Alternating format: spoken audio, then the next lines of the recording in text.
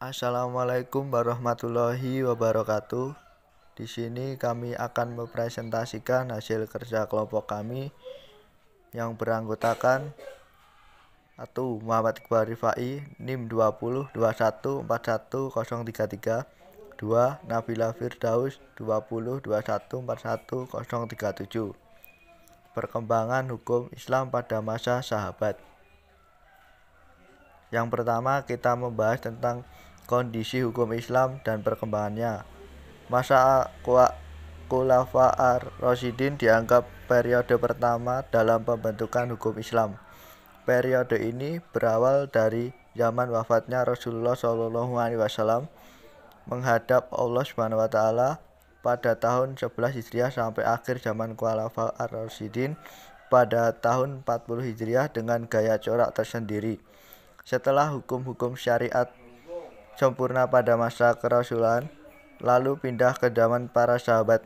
Mereka harus memikul tanggung jawab mencari sumber-sumber syariat agar dapat menjawab segala perkembangan dan kejadian yang terus berlangsung dan tidak terdapat nasnya dalam Al-Quran dan Sunnah. Menghadapi kenyataan ini, para sahabat dengan kelebihan banyak intelektualitas, kedalam tingkat pemahaman dan keluasan analisis terhadap sasaran dan maqasid syariat dalam menghadapi setiap masalah.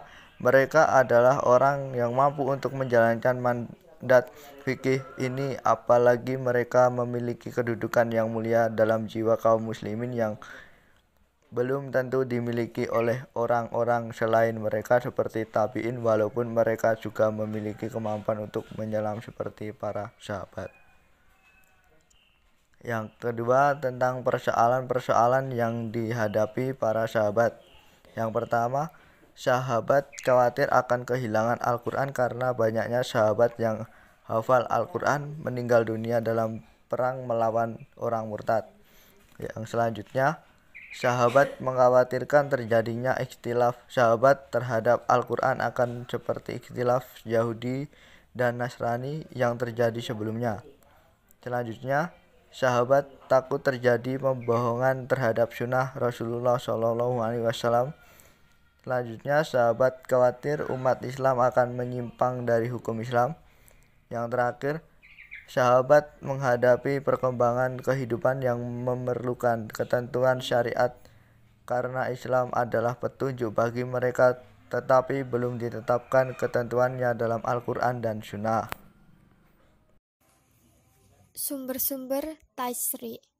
Sahabat Rasulullah merupakan orang yang pertama kali memikul beban setelah Rasulullah wafat untuk menjelaskan tentang syariat Islam dan mengaplikasikannya terhadap segala permasalahan yang muncul. Di antara permasalahan yang muncul, ada yang sudah disebutkan nasnya dan ada yang belum disebutkan nasnya.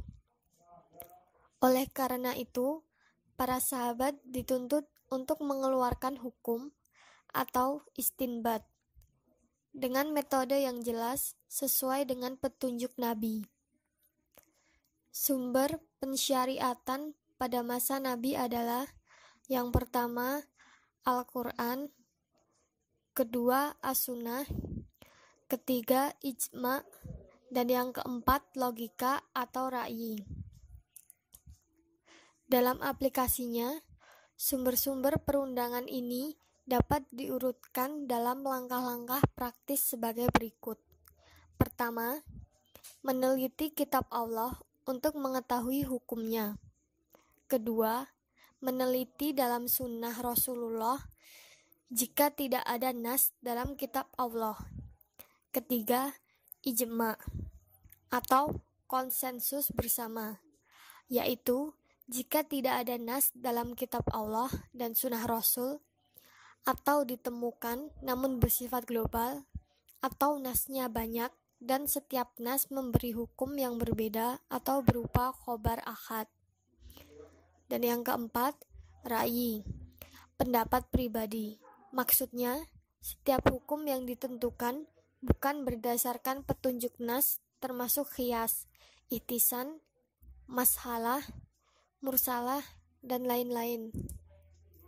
Sebab-sebab ikhtilaf di kalangan sahabat. Yang pertama, perbedaan pendapat yang disebabkan oleh sifat Al-Quran.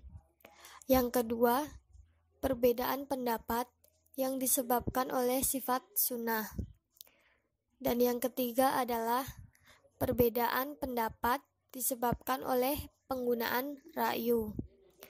Kemudian contoh-contoh ijtihad sahabat dalam menghadapi permasalahan hukum. Yang pertama, talak 3. Yang kedua, wanita yang ditinggal mati suaminya. Yang ketiga, unta yang berkeliaran.